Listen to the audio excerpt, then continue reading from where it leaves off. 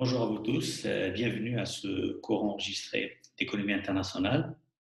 Le cours d'aujourd'hui sera consacré à l'étude des déterminants des taux de change. Donc, on va essayer, bien entendu, de parler surtout de ce qu'on appelle les déterminants fondamentaux de la variation des cours de change. On parlera d'abord du rôle de la balance des paiements et ses différents soldes et leur influence sur la variation des cours. Donc la politique de change d'un pays, notamment les interventions des banques centrales sur les marchés de change. Le troisième facteur, c'est ce qu'on appelle les écarts d'inflation, les différences d'inflation à travers la théorie de la parité des pouvoirs d'achat, la PPA. Et on terminera avec les déterminants liés au taux d'intérêt ou ce qu'on appelle la théorie de la parité des taux d'intérêt. Les différences d'intérêt influencent bien sûr à leur tour la variation des cours. Mais avant de commencer, j'aimerais juste dire un petit mot sur deux notions fondamentales dont on aura besoin pendant ce cours, c'est les notions de taux de change nominal et de taux de change réel. Alors, donc là, vous avez ou à la page 34 de votre cours, donc vous avez ce petit encadré qui vous explique un peu les deux notions donc fondamentales, à savoir le taux nominal. Donc, le taux nominal, c'est le taux constaté sur le marché. Donc, je ne sais pas si vous avez vous intéressez au cours de l'euro par rapport au franc suisse ou bien par rapport au dollar américain. En fait, c'est les cours publiés, donc c'est les cours constatés. Ils ne nécessitent de la part de l'observateur aucun calcul particulier, bien sûr. Donc, on va vous dire 1 euro, il vaut 0,80 cents ou quelque chose comme ça. Et après, on a ce qu'on appelle le taux de change réel. Alors, comme on sait très bien, le pouvoir d'achat d'une monnaie à l'échelle interne varie en fonction de la variation des prix. Donc, l'inflation, elle joue un rôle très important pour déterminer ce qu'on appelle le pouvoir d'achat d'une monnaie. Et les différences ou les différences d'inflation qui peuvent exister entre les pays, eh bien, ils doivent ou ils ont une influence sur leur taux de change. Et donc, c'est la raison pour laquelle on calcule un taux de change réel qui n'est rien d'autre qu'un taux de change nominal. C'est ce qu'on appelle le E, donc dans votre formule, multiplié par donc le prix d'un produit ou d'un panier type de produit dans un pays. C'est le P Astérix, rapporté au niveau des prix au niveau national. D'accord. Alors, si on essaye de prendre un petit exemple, donc on a la chose suivante. Donc, si par exemple, donc, par rapport à la formule de tout à l'heure, on a deux pays. Donc on va prendre le cas des États-Unis d'Amérique par exemple, et l'Europe, 2 années, donc 2018-2019. Et donc, ce qu'on va chercher à montrer, c'est que donc, toutes les monnaies, toutes les monnaies, elles ont un cours réel, d'accord, et qui est calculé en prenant en considération le niveau des prix dans deux pays, et que ce taux de change réel, il va subir tout le temps l'influence du taux d'inflation. Donc, en fait, s'il y a une inflation plus forte, ce taux de change réel il va s'apprécier. On le montrera à travers l'exemple. Et s'il y a un niveau d'inflation qui est faible, si l'inflation recule, ce taux de change réel, il va se déprécier. Et donc, en fait, cette appréciation du taux de change réel, elle va avoir des conséquences négatives sur la compétitivité prix des produits d'un pays, c'est-à-dire les prix du produit, les prix des produits exportés par le pays vont devenir plus chers. Et donc, si le pays veut rétablir sa compétitivité, il est obligé de prendre en considération cette variation de prix, d'accord, dans son taux de change nominal. C'est-à-dire, on va voir, par exemple, qu'une inflation forte, elle va apprécier le taux de change réel, mais le pays qui veut rétablir sa compétitivité, il sera obligé de dévaluer sa monnaie ou bien de déprécier sa monnaie de manière à ce qu'il puisse retrouver sa compétitivité au départ.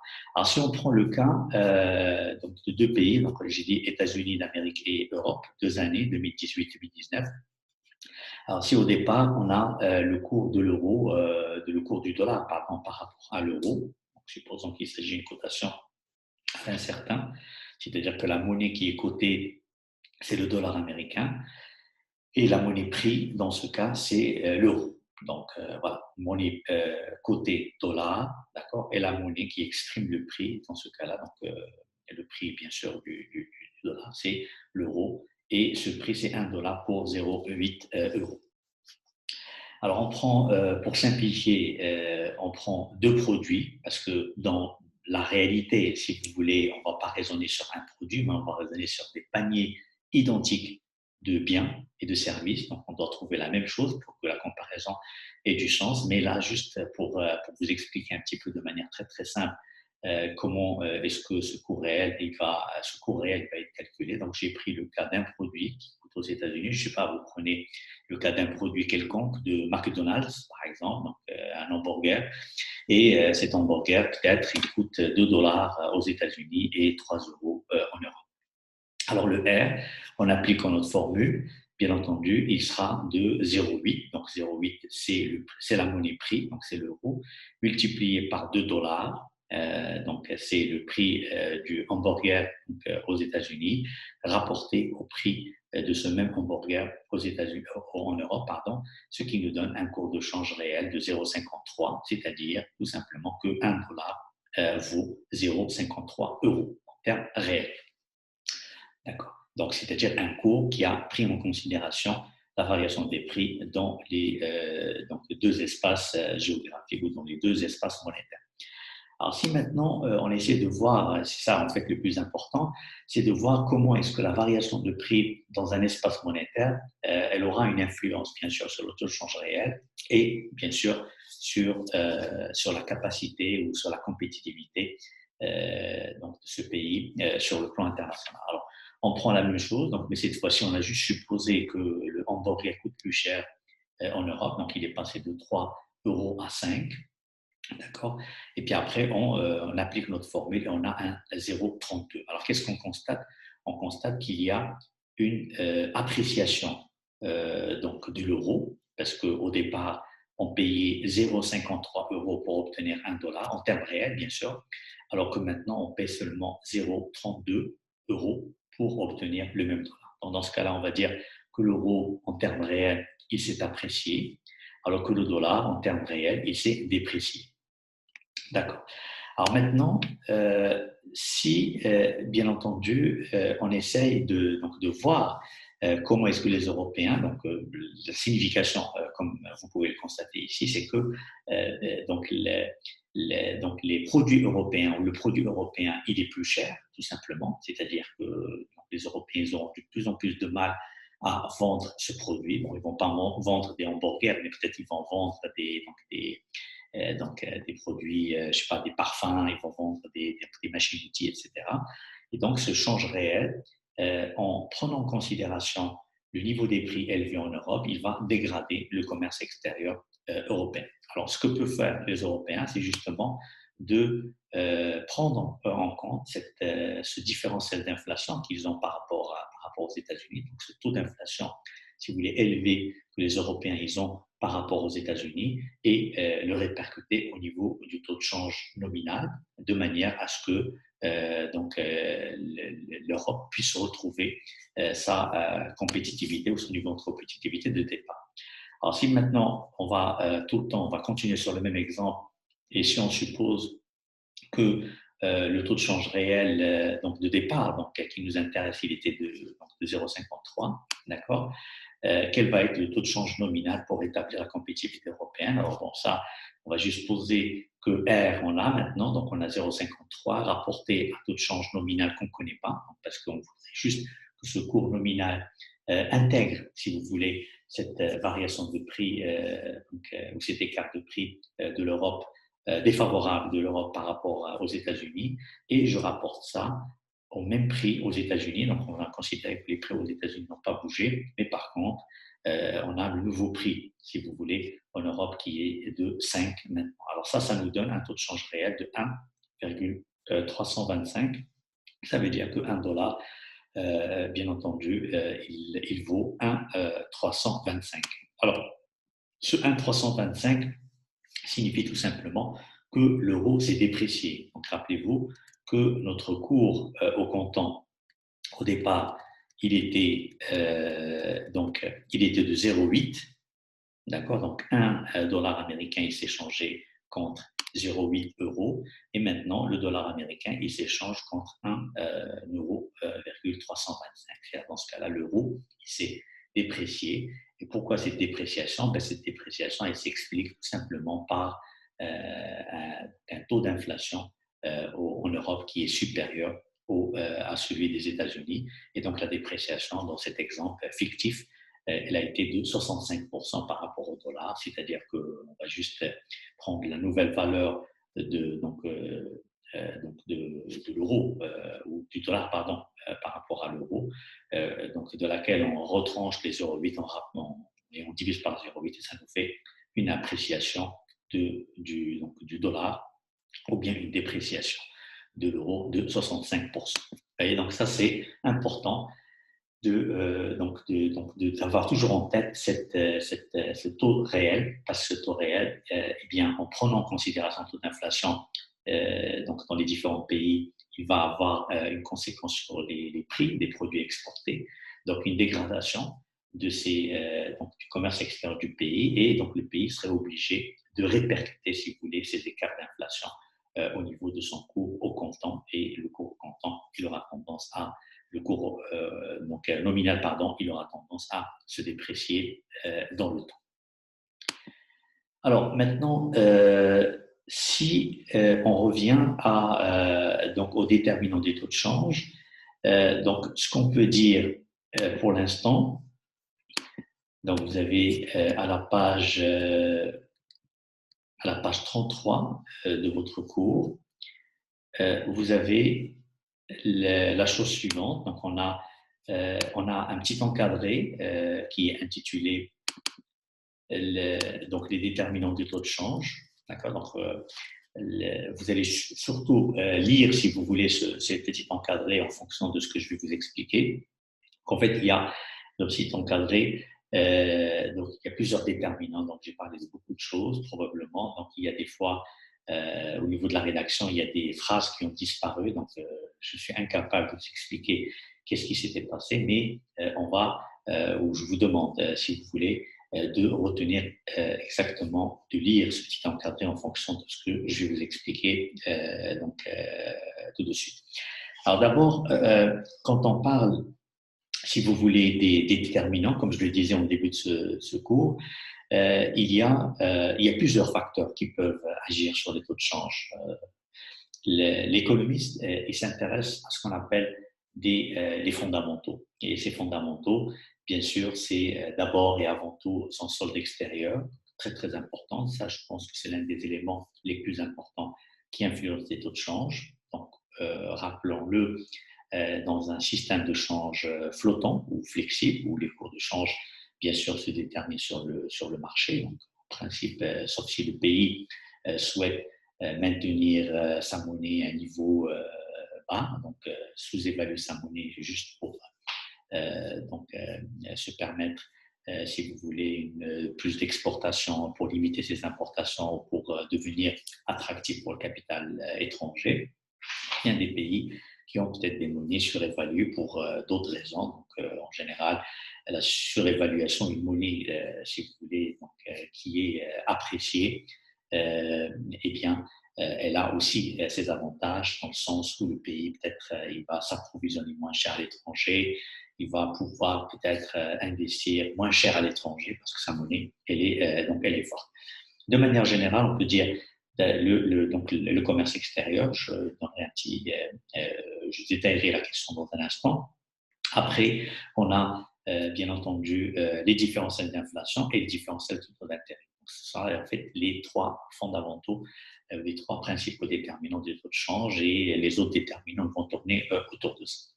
Alors d'abord, si on commence par donc le commerce extérieur, en fait, il faudrait distinguer encore une fois les deux principaux comptes de la balance des paiements, à savoir le compte courant, donc le haut de la balance des paiements, et le bas de la balance des paiements, ou ce qu'on appelle le compte financier, qui sont là en fait les deux principaux comptes, et ce sont les soldes de ces comptes qui nous intéressent. Alors en principe, un cours, ou plutôt une balance courante excédentaire, elle doit se traduire à terme par une appréciation de la monnaie du pays, pour une raison très simple. Si un pays a un excédent au niveau de ses paiements courants, ça veut dire que sur le marché de change, donc la monnaie du pays, elle va être demandée. C'est-à-dire que tous les excédents en dollars, par exemple, en euros, en yens, je ne sais pas quoi, quand vous les vendez sur le marché de change contre la monnaie nationale, eh bien, lors de cette opération de change, c'est-à-dire la monnaie étrangère que vous avez en excédent, justement, elle va être vendue contre quoi? Contre la monnaie du pays. Donc, la monnaie vendue, elle va se déprécier et la monnaie contrepartie, si vous voulez, eh bien, elle aura tendance à s'apprécier. D'accord? Donc ça, en fait, c'est une explication la plus simple possible. Alors, en cas de déficit, c'est tout l'inverse. En cas de déficit, en fait, c'est un déficit de devises sur le marché de change du pays. C'est-à-dire le déficit, ça veut dire qu'on a des opérateurs nationaux qui ont besoin de devises pour faire leurs paiements à l'échelle internationale. Et donc, je ne sais pas, vous prenez le cas d'un importateur. Un importateur, il est demandeur de devises. Je sais pas, il importe une machine-outil des États-Unis et pour cela, il a besoin de 200 000 dollars. Donc, en fait, il est demandeur de dollars et la monnaie contrepartie, ça sera la monnaie du pays. Donc, finalement, le dollar américain demandé sur le marché, il va voir sa valeur s'apprécier par rapport à la monnaie du pays qui va voir sa valeur se déprécier. Alors, ça, c'est l'explication qu'on donne généralement sur l'impact des écarts ou l'impact des déficits ou des excédents de paiement courant au niveau de la balance, donc au niveau des taux de change. Alors maintenant, pour le compte financier, c'est la même chose. Hein. Donc, est-ce que le pays est exportateur, importateur de capitaux? Est-ce que un pays, bien sûr, qui est importateur de capitaux, où il a une capacité financière, donc, en comparant ce que le pays place à l'étranger par rapport à ce qu'il reçoit de l'étranger, la même chose, eh bien, un excédent, une capacité de financement, elle est de nature à apprécier la monnaie du pays, d'accord? Donc, parce qu'il y aura plus d'offres de monnaie étrangère sur le marché de change et une demande de la monnaie nationale. Et dans le cas d'un besoin de financement, c'est le contraire, la monnaie du pays, elle va se déprécier par rapport aux monnaies étrangères qui vont s'apprécier. Alors, juste un petit mot sur les déterminants des soldes. En fait, le solde des paiements courants, il dépend bien entendu du niveau de croissance économique du pays. En général, on constate que lorsque le pays a des taux de croissance économique élevés, eh bien, le pays va importer beaucoup de l'étranger. Je sais pas, il va importer plus de matières premières, plus de technologies, donc plus de machines, etc., etc. D'accord? On oublie, si vous voulez, que la croissance n'est pas forcément, ou elle ne se fait pas toujours par des importations de ce qui permet au pays de croître davantage, mais les importations, quand elles portent sur des biens de consommation, eh bien, cela, bien entendu, n'est pas toujours favorable à la croissance du pays, tout simplement parce que qui dit importation de l'étranger dit tout simplement déploiement, si vous voulez, des effets d'entraînement de la consommation intérieure sur les marchés étrangers. Donc, ce n'est pas le pays qui va profiter de l'évolution de sa consommation ou de l'accroissement de sa consommation intérieure, mais ce sont les pays étrangers.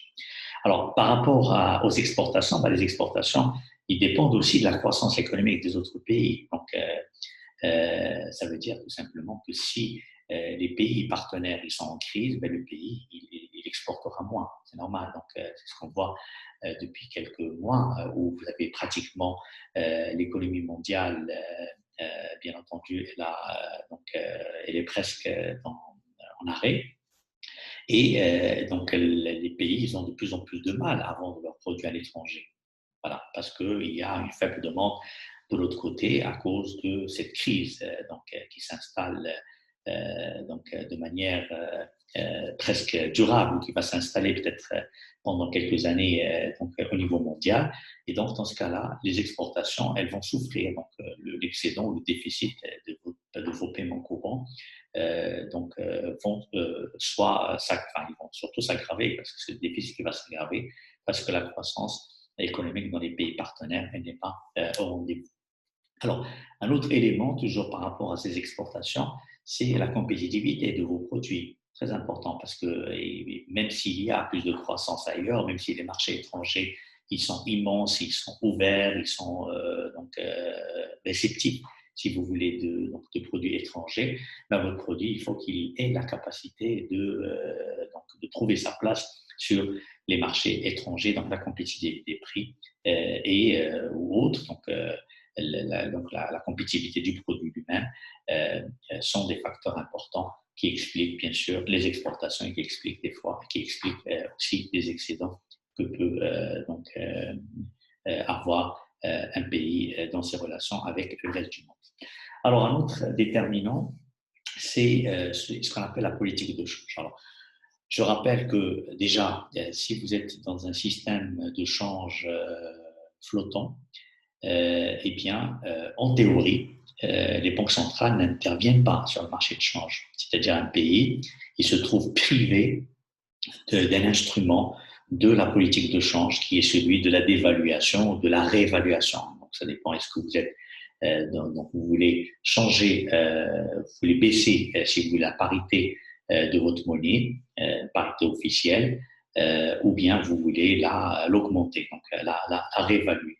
Alors, en principe, si vous êtes dans un système de change flottant, eh bien, les banques centrales n'ont plus de cours à défendre. Donc, ils n'ont plus de parité officielle, si vous voulez, à défendre, donc à apprécier, à dévaluer ou bien à réévaluer. Mais cela ne veut pas dire que les banques centrales se désintéressent à la valeur de leur monnaie par rapport aux autres monnaies. C'est-à-dire, on sait très bien que le change ou le cours de change est une variable déterminante pour mener une politique économique dans tous les pays du monde, hein, sans exception, quel que soit le niveau de développement du pays, chacun il voudrait ou utilise, si vous voulez, son taux de change pour atteindre un certain nombre d'objectifs macroéconomiques.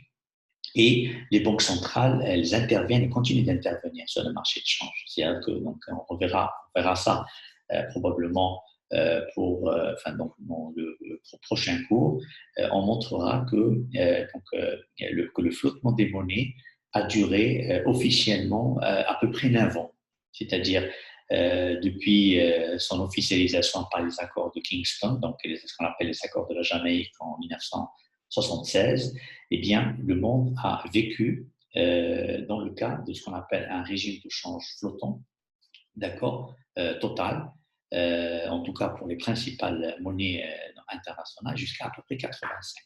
Et à partir de 85, eh bien, la forte appréciation de certaines monnaies n'était pas du goût de leurs dirigeants, de leur gouvernement, et ce qui a incité, en tout cas, la plupart des grands pays à se mettre d'accord sur, encore une fois, une espèce de marge de fluctuation un peu large, si vous voulez, des cours de change, et que chacun essayait de défendre par des interventions ciblées sur les marchés de change. C'est-à-dire que même si on a abandonné le régime de change fixe qui oblige les banques centrales à intervenir de manière à défendre sa parité déclarée, donc ce qu'on appelle la parité officielle, les banques centrales continuent d'intervenir sur les marchés de change. Bon, peut-être qu'en termes d'efficacité de ces interventions, il y a beaucoup de choses à dire. Donc, des fois, les interventions, elles sont massives et donc, en général, elles peuvent se traduire par un échec. Je ne sais pas, un pays, par exemple, qui a, je ne sais pas, donc, il doit faire face à une fuite de capitaux de 50 milliards de dollars, par exemple, et que lui ou la Banque centrale du pays, elle ne dispose que de 25 milliards de dollars. Dans ce cas-là, la Banque centrale, pour éviter, par exemple, l'effondrement de sa monnaie par rapport au dollar, parce que les dollars quittent le pays, donc ça veut dire qu'il y a une forte demande de dollars si vous voulez, donc, une forte pardon, offre de la monnaie nationale, eh bien, la monnaie nationale, elle se déprécie. Et même si la Banque centrale, elle parvient à vendre toutes ses réserves de change, d'accord, eh bien, elle ne parviendra pas à stabiliser le cours de change. En fait, si, bien sûr, les opérations sur le marché de change et les flux de capitaux entre un pays et le reste du monde restent limités, dans ce cas-là, peut-être on peut dire que les interventions de la Banque centrale peuvent avoir des résultats, si vous voulez, positifs. Donc, elle parvient à stabiliser le cours de change du pays, mais si les flux de capitaux sortants, puis surtout les flux de capitaux sortants, et ils sont massifs, eh bien, le pays aura du mal à assurer ses stabilités. Donc, je vous donne juste un petit exemple. Donc la Banque nationale suisse, en 2011, elle avait fixé un taux de change d'1 euro pour 1 franc 20 francs suisses. Alors pourquoi le franc suisse, il était attaqué par des spéculateurs donc, depuis le déclenchement de la crise financière de 2008-2009. Et donc, finalement, le franc suisse a toujours joué, en tout cas sur le plan historique, donc le rôle d'une monnaie refuge. C'est à chaque fois qu'il y a des perturbations sur le plan international, donc les investisseurs internationaux, ils préfèrent se protéger et donc dans ce cas-là, ils vont acheter des actifs suisses. Donc en fait, ils vont placer leurs fonds en francs suisses. Et cette arrivée massive de capitaux étrangers, surtout des capitaux européens, a fortement apprécié le franc suisse. Ça, je vous parle donc de la période de 2008-2009 jusqu'à 2011. Et le franc suisse, en principe, ça a toujours été une monnaie internationale, peut-être qui n'a pas la même importance que des grandes monnaies telles que le dollar américain ou l'euro, mais ça reste quand même une devise.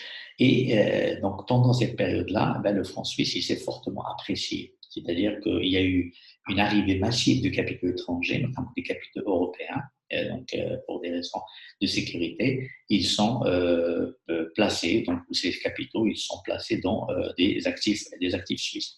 Alors la conséquence, ça a été une forte appréciation du franc. Donc, je me rappelle la valeur du franc, donc une valeur historique, si vous voulez, du franc par rapport à l'euro, en tout cas depuis l'introduction de l'euro en 1999, ça a été aux alentours de 1,30 1 franc 30 pour 1 euro.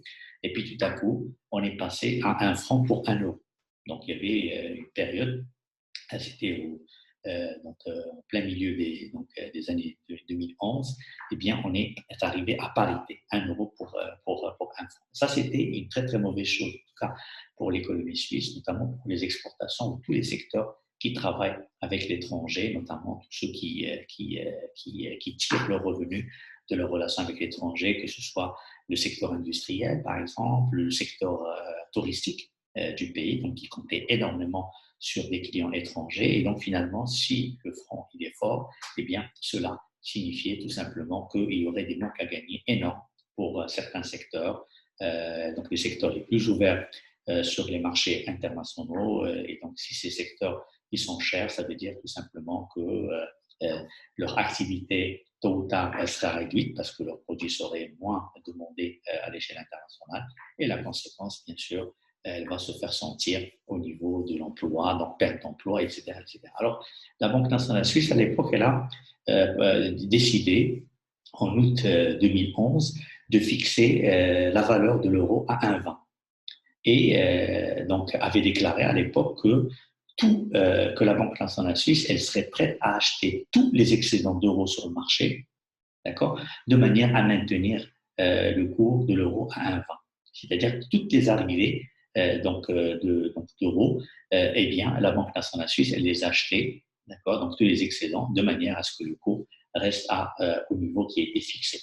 Alors, l'expérience, elle a duré 3 ans. Avec toutes les capacités de la Banque nationale suisse, eh bien, ça a duré 3 ans.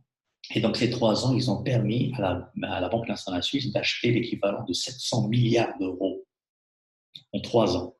C'est-à-dire, chaque fois qu'un euro il est atterri pour s'investir en Suisse, eh bien, la BNS, elle l'achetait de manière à ce que cette offre d'euros ne se traduise pas par une dépréciation de l'euro et donc par une appréciation du franc. Et à un moment donné, la Banque nationale suisse, elle a décidé donc d'abandonner cette politique parce que c'est une politique très suicidaire.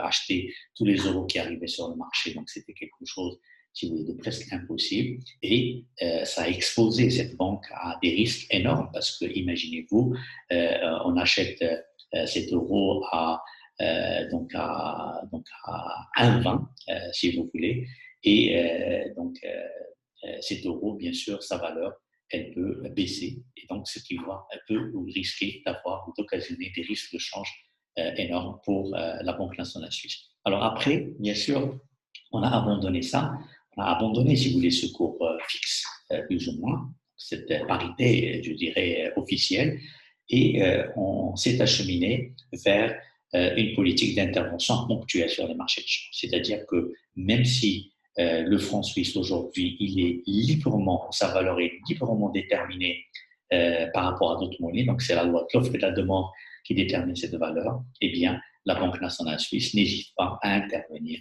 des fois pour éviter donc des appréciations surtout non désirées de ce franc suisse, c'est-à-dire ils essaient tout le temps d'intervenir sur le marché du dollar par rapport au franc suisse, donc vont tout simplement acheter, si vous voulez, du dollar, surtout quand il y a une dépréciation du dollar et une appréciation du franc, et puis injecter du franc sur ce marché ou bien intervenir sur les marchés des euros, etc., etc. Donc, juste pour vous dire que même si on est dans le cadre d'un régime de change flottant, le cours de change est une variable stratégique pour mener des politiques économiques dans un pays et chaque pays, il a en tête, si vous voulez, ce qu'on peut qualifier de cours de change optimal, de cours de change convenable par rapport aux données, par rapport aux données de l'économie, et ce qui pose que les banques centrales interviennent même dans le cadre d'un régime flottant.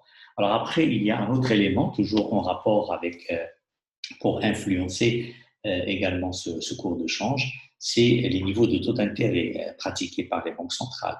Et des fois, pour revenir un peu à la situation que vivent certains pays européens, et donc la Suisse, tout le pays européen, mais non membre de la zone euro, eh bien, les taux d'intérêt peuvent être utilisés comme un moyen pour influencer sur le taux de change. C'est-à-dire qu'aujourd'hui, si je prends encore une fois le cas du franc suisse, le franc suisse est une monnaie qui s'apprécie énormément par rapport à l'euro, d'accord, période de crise oblige, encore une fois. Et la situation, c'est que la Banque nationale suisse, pour éviter cet afflux massif de capitaux européens vers la Suisse, eh bien, il pratique depuis quelque temps ce qu'on appelle des taux d'intérêt négatifs, carrément. C'est-à-dire que le taux directeur de la BNS est un taux de moins 0,75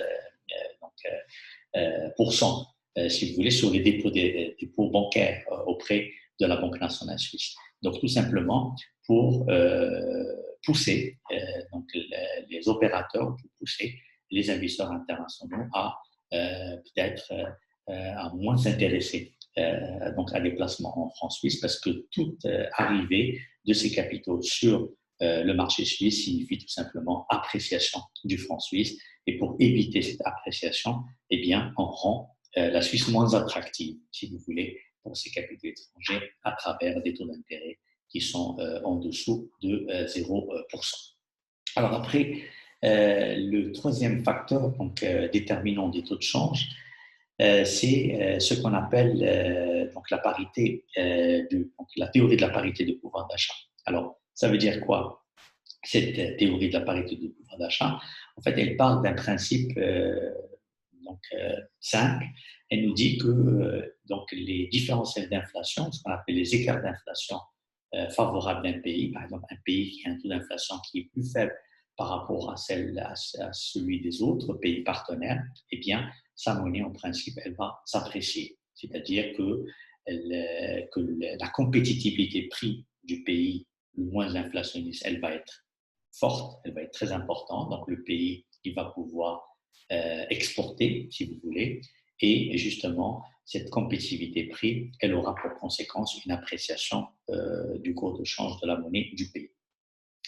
Alors, c'est quoi cette théorie de la parité des pouvoirs d'achat? Donc, déjà, il faut rappeler que ça a été une théorie qui a été développée par un économiste suédois, donc, qui s'appelle Gustav Cassel. Donc, c'est un économiste du XXe siècle, d'accord? Et il nous dit la chose suivante. Il nous dit que la valeur externe d'une monnaie, la valeur externe d'une monnaie, c'est son cours de change. D'accord? Elle est déterminée par sa valeur interne. Et cette valeur interne de la monnaie, c'est ce qu'on appelle en économie le pouvoir d'achat d'une monnaie. C'est-à-dire, qu'est-ce que je peux acheter avec une quantité de monnaie, d'accord, à l'intérieur d'un pays? Qu'est-ce que je peux acheter comme biens et services avec une certaine quantité de monnaie à l'intérieur d'un pays? Je ne sais pas si, par exemple, vous dites, j'ai je dispose de 3 euros. D'accord, ces 3 euros, ils vous permettent d'acheter une certaine quantité de biens et services dans la zone euro. Donc, tous les pays qui utilisent l'euro, bien entendu. D'accord. Et ce pouvoir d'achat de la monnaie, on le sait très bien, il dépend du taux d'inflation. Autrement dit, chaque monnaie, elle a ce qu'on appelle un indice du pouvoir d'achat, on appelle un indice du pouvoir d'achat de la monnaie. Et cet indice du pouvoir d'achat de la monnaie, on rapporte tout simplement 100, donc l'indice à la base, par rapport à l'indice des prix à la consommation, ce qu'on appelle l'IPC, fois 100. Et de manière générale, si on suit l'évolution de cet indice qu'on appelle l'IPA, donc l'indice du pouvoir d'achat de la monnaie, eh bien, on va voir que ce pouvoir d'achat, il va augmenter, il va baisser en fonction de l'IPC. D'accord. Si par exemple on a 100 en 2018 et qu'on rapporte un indice des prix à la consommation qui est de 102 fois 100, eh bien on aura un IPA, d'accord, pour 2018. Et si en 2019 on a un indice des prix à la consommation qui est passé à 120, eh bien on rapporte 100 à 120 fois 100, ce qui signifie que le pouvoir d'achat de la monnaie dans ce pays-là, il a baissé, c'est-à-dire que je peux acheter moins de biens et de services avec la même quantité de monnaie.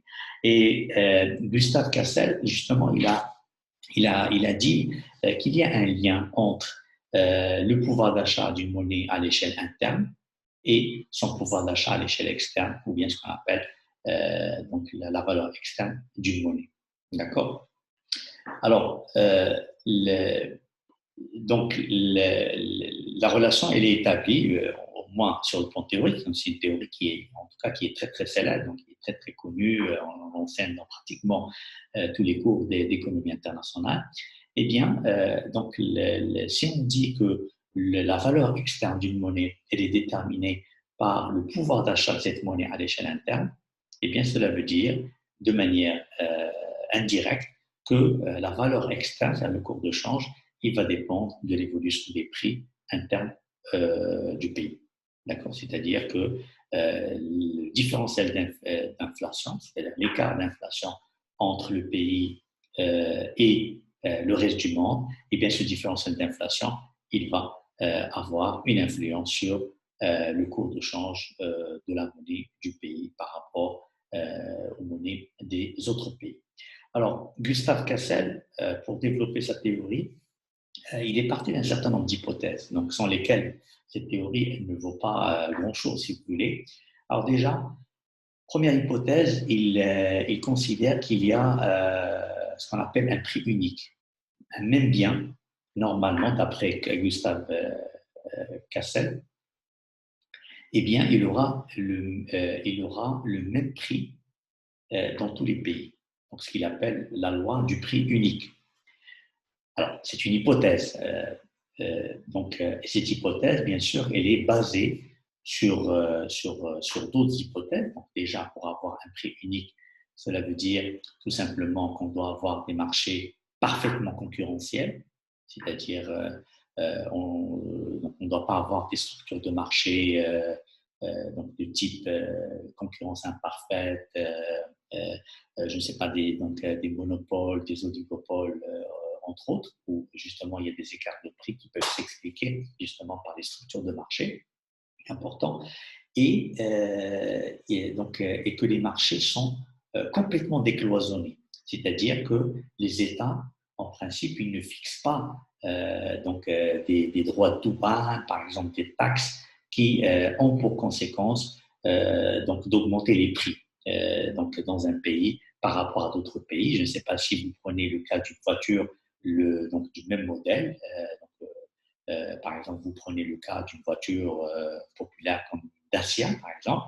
Et bien, cette Dacia, d'après la loi du prix unique, elle doit avoir le même prix, quel que soit l'endroit où on va la vendre, mais à condition justement que la concurrence soit parfaite, c'est-à-dire que pas de structure concurrentielle imparfaite et pas de marché cloisonné, c'est-à-dire que les États ne doivent pas fixer des droits de douane élevés, des taxes, etc., parce que ces écarts, bien sûr, ou bien ces droits, donc ces barrières à l'entrée sur certains marchés, eh bien, ils vont influencer le prix de vente du produit. Donc, valeur, prix unique, très important. Et donc, si on a un prix unique, cela signifie donc, comme je viens de le dire, qu'un même produit ou un même panier de biens, le même panier de biens dans deux pays différents, dans plusieurs pays différents, c'est la même structure de consommation, en principe, donc doit avoir le même prix. Donc, on a un prix sur un marché, pour un même produit, on a le même prix, quel que soit l'endroit où on va vendre le bien en question, ou bien le panier de biens en question. Alors, la conséquence, bien sûr, c'est que si vous avez ce prix unique, ça veut dire tout simplement que si vous voulez calculer le taux de change entre deux pays, eh bien ce taux de change ne serait rien d'autre que le rapport des prix. C'est-à-dire que si, par exemple, pour un même bien, donc on a un même bien, il vaut 2 dollars aux États-Unis et il vaut 3 dollars en Europe, d'accord. Eh bien, en faisant le rapport des prix, qui sont exprimés dans deux monnaies différentes, bien entendu, eh bien, on va déterminer le taux de change de l'euro par rapport au dollar ou le dollar par rapport à l'euro. Alors, pour cela, j'aimerais juste partager donc un petit exemple avec vous.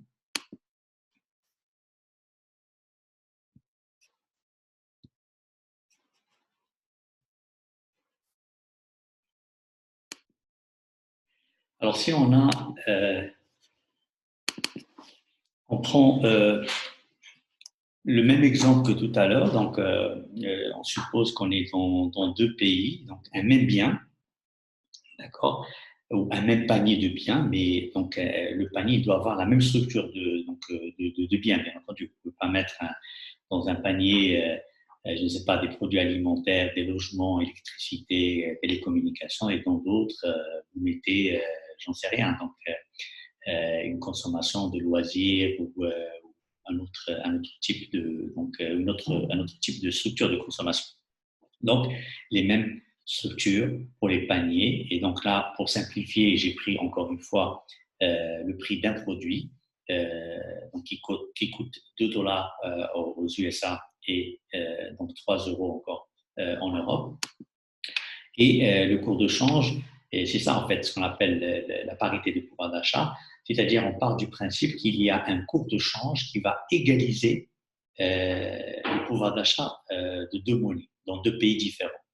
C'est-à-dire que, on va dire, il existe un cours de change qui correspond au rapport de prix et ce cours de change va égaliser, parité, donc ça veut dire égaliser les niveaux des prix dans deux pays ou égaliser le pouvoir d'achat d'une certaine quantité de monnaie dans deux pays différents.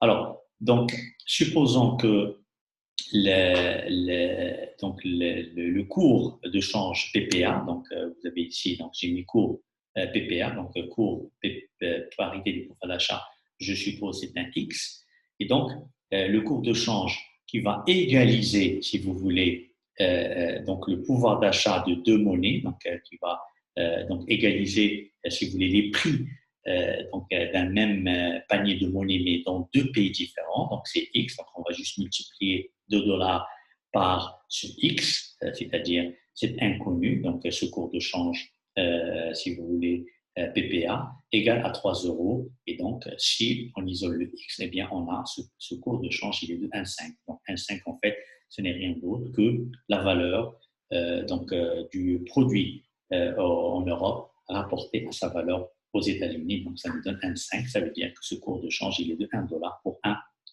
euro 50 cents ou 50 centimes, pardon. Alors, donc, en fait, il s'agit là d'un taux de change d'équilibre entre deux monnaies. Et donc, ce cours n'est autre, comme je viens de le dire, n'est rien d'autre que donc un rapport de prix. Alors maintenant, le plus intéressant, c'est de voir comment est-ce que la variation de ce taux de change, ou la variation, pardon, des niveaux des prix, va impacter ce cours de change d'équilibre entre les deux pays. D'accord? Alors, on a l'idée de Cassel est la suivante. C'est que si on a un pays avec un écart d'inflation favorable, par exemple, on a un pays qui a un taux d'inflation qui est plus faible par rapport à d'autres, où il y a ce qu'on appelle un différentiel d'inflation favorable. C'est la même chose, écart d'inflation ou différentiel d'inflation favorable. Cela veut dire que ce pays il va avoir une compétitivité prix de ses produits qui va être très bonne. Donc, il va avoir une grande compétitivité prix de ses produits. Ces produits, ils seront moins chers, tout simplement, par rapport à ceux du reste du monde. Ce pays, il va exporter plus. Et c'est lors de cette opération, en liaison avec le commerce international, que sa monnaie elle va s'apprécier, bien sûr. Alors, pour cela, on va essayer d'illustrer comment est-ce que cette différence d'inflation favorable il influence le taux de change. Donc, pour cela, je prends la même chose, enfin, je prends le même exemple que tout à l'heure, et je pose $1, il vaut 1,50. Donc, ça, c'est le cours de change PPA de départ qu'on avait quand les prix aux États-Unis ils étaient de 2 dollars et le prix du même bien il valait 3 euros en Europe. Eh bien, donc on va encore poser X, donc on va supposer que les États-Unis ils sont plus inflationnistes, c'est-à-dire que le prix américain il est passé de 2 dollars à 2,50 $, d'accord? Et on va poser notre formule, donc la parité, donc l'égalité, si vous voulez, des pouvoirs d'achat. Et ce qui a changé, c'est le prix du bien aux États-Unis, donc il est maintenant de 2,5 fois X, donc le cours PPA, égale à 3. Et donc, en isolant X, eh bien, on obtient $1 qui vaut 1,2. Alors, qu'est-ce qui s'est passé, en fait, par rapport à la situation de départ? C'est que le dollar américain, il s'est déprécié. C'est-à-dire qu'on est passé au départ, le cours PPA, il était de 1,5. Quand les prix aux États-Unis, ils étaient de 2 et ceux de l'Europe, ils étaient de 3. Mais maintenant que les prix américains, ils sont plus chers, eh bien, ça va se répercuter au niveau du cours de change PPA, qui est maintenant de 1,2. C'est-à-dire aujourd'hui, il faudrait donner 1,2 donc centimes d'euros, 20 centimes d'euros, pour obtenir $1, alors qu'auparavant, on devait payer 1,5 pour obtenir le même dollar américain.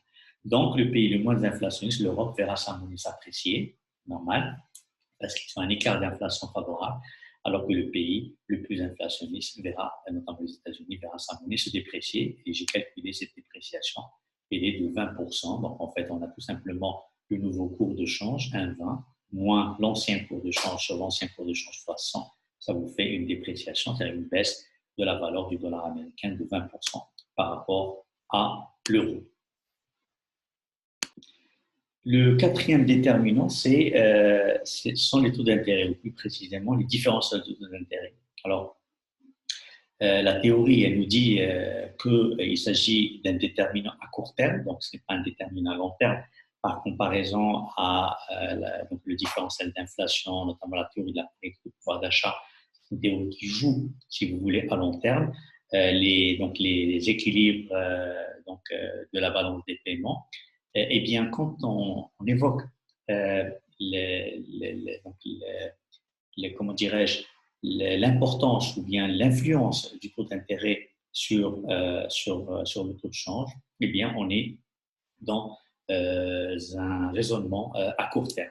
Et là aussi, il y a une théorie, donc la théorie du différentiel d'intérêt, qui nous dit tout simplement que si un pays il a un taux d'intérêt qui est plus faible par rapport au reste du monde, donc par rapport à d'autres places financières internationales, eh bien ce pays, il va tout simplement voir sa monnaie se déprécier par le jeu de la mobilité internationale des capitaux, c'est-à-dire que ce pays, il va attirer moins de capitaux étrangers, ou bien c'est un pays qui va tout simplement connaître un reflux de capitaux étrangers, donc capitaux nationaux, donc si jamais le pays n'a pas un vrai contrôle de change, et ces capitaux, ils vont se placer là où ça rapporte plus, là où les taux d'intérêt sont plus élevés. Donc, c'est une théorie, bien entendu, qui établit un lien entre ces différentiels d'intérêt entre pays. Un taux d'intérêt faible signifie dépréciation de la monnaie, alors qu'un taux d'intérêt plus élevé signifie que donc la monnaie du pays va s'apprécier. Après, il y a d'autres facteurs, bien sûr, parce que ça, c'est un peu simpliste d'expliquer les choses de cette manière-là, parce qu'il faut voir est-ce que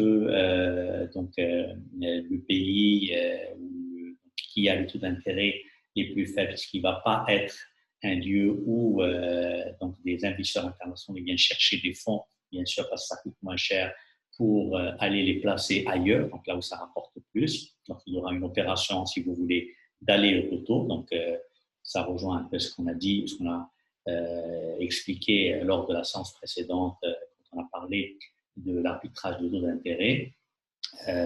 On a montré tout simplement que lorsque la monnaie du pays, bien sûr, elle est empruntée, parce que donc, les taux d'intérêt qui se pratiquent dans le pays, ils sont faibles, eh bien, les investisseurs internationaux viennent lever des fonds dans ce pays, donc lever des yens, par exemple, pour aller investir aux États-Unis le dollar américain.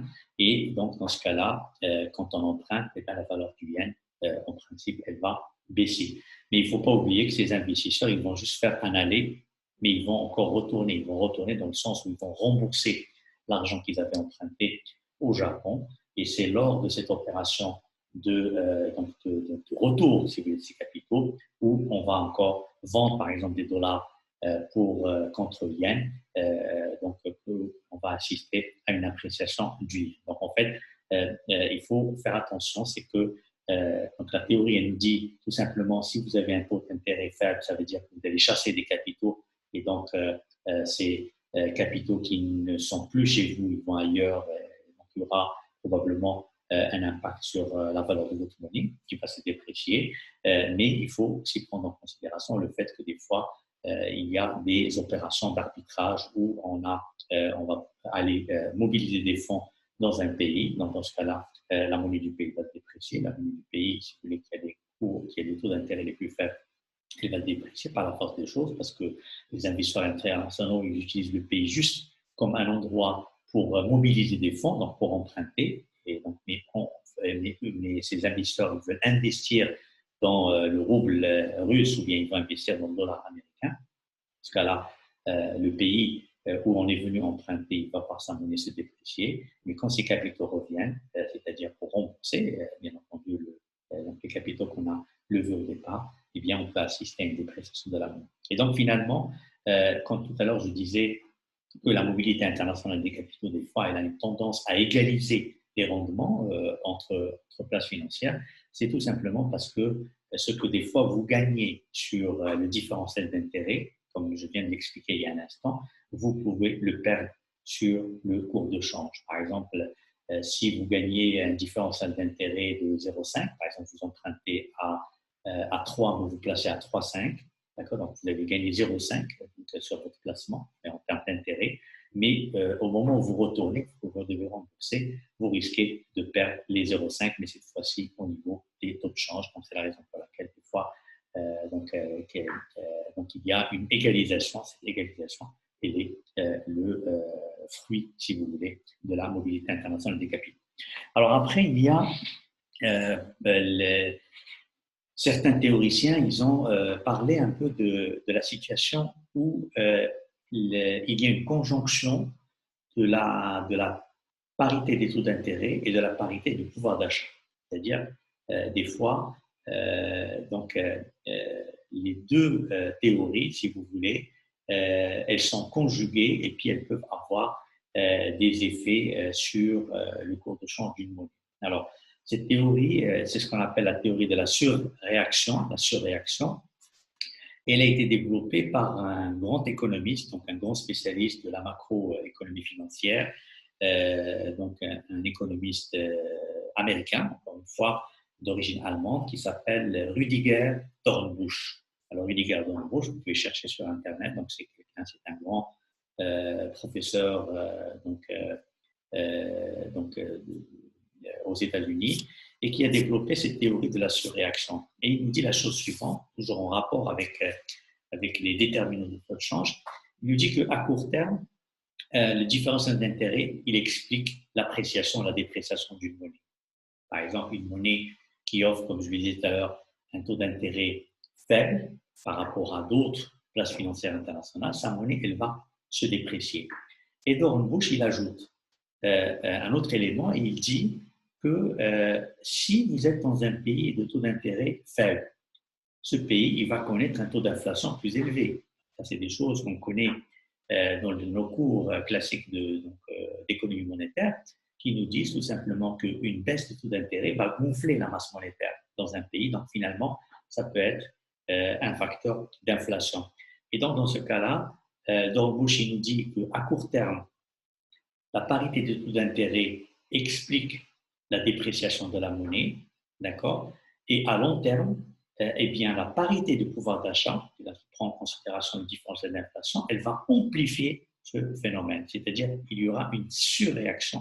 Autrement dit, la monnaie, elle va se déprécier deux fois. Elle va se déprécier à court terme parce que les taux d'intérêt sont faibles et elle va se déprécier à long terme parce que la faiblesse des taux d'intérêt signifie plus d'inflation et plus d'inflation signifie aussi une dépréciation de la monnaie d'après la théorie de la parité des pouvoirs d'achat.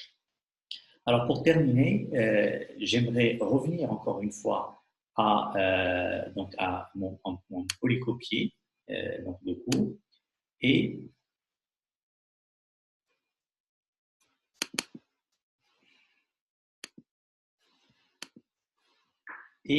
donc, je reviens à ce petit encadré, donc juste pour ne pas donc vous lâcher comme ça dans la nature. Donc, si vous devez travailler cette partie à partir de ce petit encadré, le petit encadré, il parle du rôle de la productivité également comme facteur qui influence le taux de change d'une monnaie. Alors, la productivité, en fait, dont on parle, c'est la productivité du travail, c'est-à-dire c'est l'efficacité avec laquelle on travaille. Au niveau d'une entreprise, au niveau d'un pays. Et cette productivité, vous le savez probablement, c'est le rapport entre la production et le nombre de travailleurs, d'accord, ou bien la production rapportée au nombre d'heures de travail. Et donc, dans ce cas-là, on peut calculer, si vous voulez, donc l'efficacité avec laquelle on produit dans un pays. Vous prenez par exemple une usine qui a la même taille, le même nombre de travailleurs, qui produit la même chose dans deux pays différents et on voit par exemple que les travailleurs dans le pays A, ils font plus par heure que les travailleurs du pays B. Et à cette productivité, bien sûr, il y a des facteurs qui expliquent ces écarts de productivité. Eh bien, on a l'élément le plus important, c'est le capital humain, c'est-à-dire l'expérience donc des travailleurs, elle est très importante en matière de productivité. Donc, quelqu'un qui fait un travail depuis 20 ans, ce n'est pas la même chose que quelqu'un qui vient de commencer.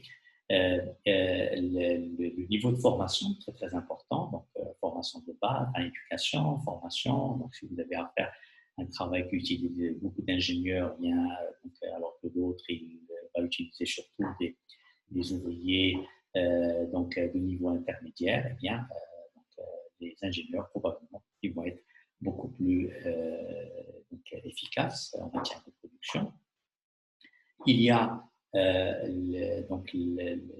les moyens ou les équipements qu'on met à la disposition de ces travailleurs. Donc, le capital technique, il est très, très important. Donc, si vous devez juste utiliser des outils rudimentaires pour produire. Ce n'est pas la même chose que lorsque vous devez travailler sur des machines programmées par ordinateur. Donc, si vous devez travailler dans des ateliers automatisés, semi-automatisés, robotisés, etc., etc. Tout ça, c'est des facteurs importants. L'organisation du travail elle-même. Donc, généralement, ça, c'est l'histoire qui nous dit depuis pratiquement le début des années 20, où la productivité qu'on a pu enregistrer des fois dans certains secteurs, et ça, c'est les économistes spécialistes du management, donc des années 20, donc, notamment Taylor, Ford, etc., etc., et bien, ils ont développé tout simplement des méthodes d'organisation du travail et dont le but, c'était justement d'améliorer la productivité, c'est-à-dire ce que peut faire un travailleur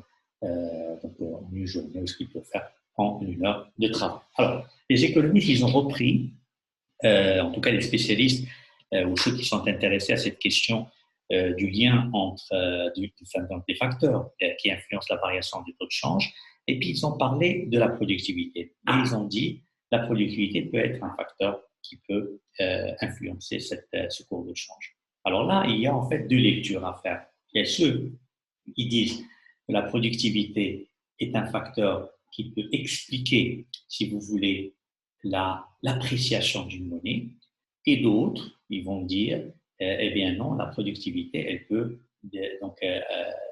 déprécier une monnaie. Donc, il y a une qui le déprécie, pardon, donc qui va d'évaluer, si vous voulez, une monnaie dans le temps, ou bien donc la productivité des fois, ou les écarts de productivité qui peuvent expliquer son appréciation. Donc, c'est la raison pour laquelle ce n'est pas une théorie, si vous voulez, sur laquelle tout le monde est d'accord, plus ou moins. Alors, d'abord, pour la première lecture, eh bien, donc certains économistes, ils nous disent tout simplement que qui dit productivité dit baisse des coûts de production dans le temps. Alors, ça veut dire quoi? Ça veut dire, et ça c'est l'un des effets de la productivité, ça veut dire que si vous produisez la même chose avec moins d'heures de travail, c'est-à-dire avec moins de coûts, parce qu'une heure de travail, ça coûte de l'argent à une entreprise, c'est un salaire, c'est des cotisations, etc., etc. Eh bien, ou bien, donc vous gardez la même production pour moins de ressources, c'est-à-dire donc moins de coûts, ou bien vous produisez la même chose avec les mêmes ressources. Ça, c'est les deux manières de définir la productivité. Soit vous faites plus avec les mêmes ressources, soit vous faites la même chose, mais avec moins de ressources. Alors, ils disent tout simplement que, en principe, si on est plus productif, eh bien, ces gains de productivité, ils doivent se traduire dans le temps par une baisse des coûts de production. Normal, parce que l'entreprise elle est plus efficace, bien entendu, pour produire plus. Le coût unitaire, si vous voulez, la tendance à baisser. Et donc, si le coût unitaire baisse, eh bien, l'entreprise, elle va pouvoir bénéficier d'une compétitivité prix importante. Et la compétitivité prix signifie tout simplement que cette entreprise ou les entreprises de ce pays vont exporter plus. Donc, en fait, encore une fois, on tombe sur une appréciation du commerce extérieur. D'accord? Si par contre, on est moins productif, ben c'est tout l'inverse qui va se produire, donc c'est-à-dire des coûts plus élevés, dégradation de la compétitivité prix du pays, et donc finalement une dépréciation de la monnaie. Ça, c'est la première lecture. La deuxième lecture, en fait, elle est due à un grand économiste donc, qui s'appelle Bella Balassa, donc, qui a développé une théorie en 1964. Et en fait, là aussi, il essaie d'expliquer le lien qui existe entre la productivité donc d'un pays et la variation des cours de change. Mais cette fois-ci, il considère que les gains de productivité, ils vont finir par déprécier la monnaie du pays. Pas l'apprécier, mais déprécier. Et sa lecture, elle est complètement différente de la première et il nous dit qu'en principe, les gains de productivité, ils se traduisent tôt ou tard par une amélioration des salaires. Et ça, c'est un élément qui est très, très important en économie ou pour les économistes. Les salaires ou la hausse des salaires, elle est en théorie, hein, bien entendu, elle est donc la conséquence d'une amélioration de la productivité. On ne peut pas, par exemple, réclamer de hausse de salaire si on a une productivité qui stagne ou une productivité qui baisse. Donc, un argument qui peut nous pousser à négocier un salaire plus élevé à notre employeur, c'est justement notre niveau de productivité. Donc, pour lui, qui dit productivité dit hausse des salaires. D'ailleurs, c'est l'un des facteurs, donc l'un des effets de la productivité sur le plan théorique. Et donc, si les salaires augmentent, eh bien, ils vont occasionner une hausse des coûts de production dans le pays. Et cette hausse des coûts de production, bien entendu, elle est inflationniste et on va retrouver, bien entendu, encore une fois, la parité du pouvoir d'achat. On va retrouver donc l'impact de la hausse des prix sur la variation des cours de change. C'est-à-dire que si les cours augmentent, les prix augmentent, le pays aura un différentiel d'inflation moins favorable par rapport au reste du monde et donc sa monnaie, elle va se déprécier. D'accord? Donc, en fait, ce n'est pas un véritable déterminant parce que, comme on l'a vu, eh bien, la productivité, elle va tout simplement soit rejoindre un peu la théorie donc, qui nous dit que la baisse des prix, justement, des prix plus favorables par rapport au reste du monde, ben, elle finira par apprécier la monnaie. Euh, donc, on retrouve encore une fois donc la théorie de la parité du pouvoir d'achat, ou bien dans la deuxième lecture, eh bien, nous dit ben non, la productivité c'est un facteur d'inflation et si vous avez plus d'inflation, eh bien la valeur de votre monnaie elle va finir par se déprécier dans le temps. Voilà, j'arrive au terme de ce cours. Je vous donne rendez-vous pour un autre cours enregistré, peut-être d'ici la semaine prochaine. Je vous souhaite beaucoup de courage et à très bientôt.